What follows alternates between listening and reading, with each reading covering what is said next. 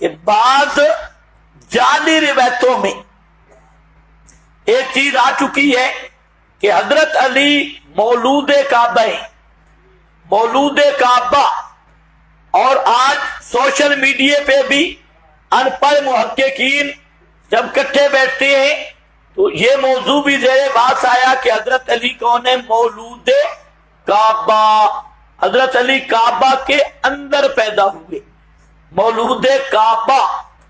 تو اس سے ذرا ذہن میں بات رکھنا۔ تو ہم پوچھتے ہیں مولود کعبہ ہونے میں اگر کوئی زائد فضیلت ہے تو نبی کریم علیہ السلام کیوں مولود کعبہ نہیں؟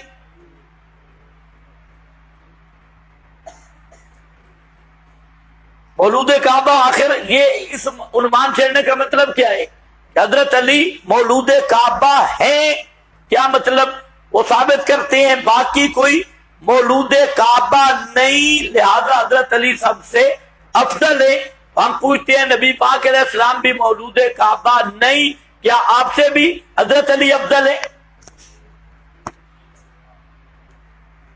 تو پھر یہ بحث چھیڑنے کا کیا مطلب ہے مولود کعبہ؟ اور اگر اس میں غور کیا جائے تو اس میں حضرت علی کی توہین ہے، حضرت علی کی والدہ کی بھی توہین ہے۔ عقل و فطرت، عرف و شرع سب اس پر گواہ ہیں کہ جب عورت بچہ جننے کی حالت میں ہوتی ہے تو وہ مقام مستور کا انتخاب کرتی ہے، چھپی ہوئی جگہ کا۔ یہ نہیں کہ وہ کعبہ میں آ جائے یا مسجد میں آ جائے، اور ویسے بھی تلبیس مسجد، تلبیس کعبہ، حضرت علی کی والدہ ماجدہ پر یہ شیاطین بہتان لگا رہے ہیں کہ بوقت ولادت مقام مستور کو چھوڑ کر وہ کعبہ کے اندر آ گئی۔ یہ کتنا بڑا بہتان ہے اور کتنا عظیم بہتان ہے۔ اب کوئی شیعہ زنانی ایسی حالت میں امام باڑے میں جائے گی؟ حالت ولادت اگر یہ کوئی فضیلت ہے تو پھر تو اہل تشیع کو اپنی زنانیوں کو پابند کرنا چاہیے کہ جب ولادت کا وقت آئے کوئی مسجد میں جائے، کوئی امام باڑے میں جائے، اور مسجدوں کو سارا سچا بچہ سینٹر بنا دو۔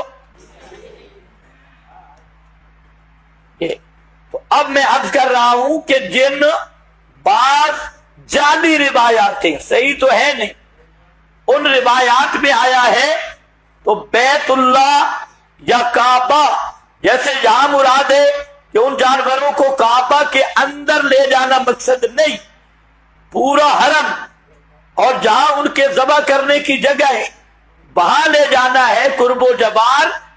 تو علی مولود پھر کعبہ، تو پھر اس میں تو کوئی خصوصیت نہیں ہے، سارے مکہ کے رہائشی کعبہ کے اردا گرد ہی پیدا ہوئے۔ کوئی سمجھ نہیں ہے؟ ابو جہل کہیں اور جگہ پہ پیدا ہوا تھا، شام میں۔ ابو لہب اور جو بڑے بڑے کٹر کافر تھے ان کے تو گھر تھے مکہ میں، تو بچے گھروں میں ہی پیدا ہوتے ہیں۔ تو پھر یہ شور کرنے کا کیا مطلب؟ جشن مولود کعبہ، کوئی آپ بات سمجھے؟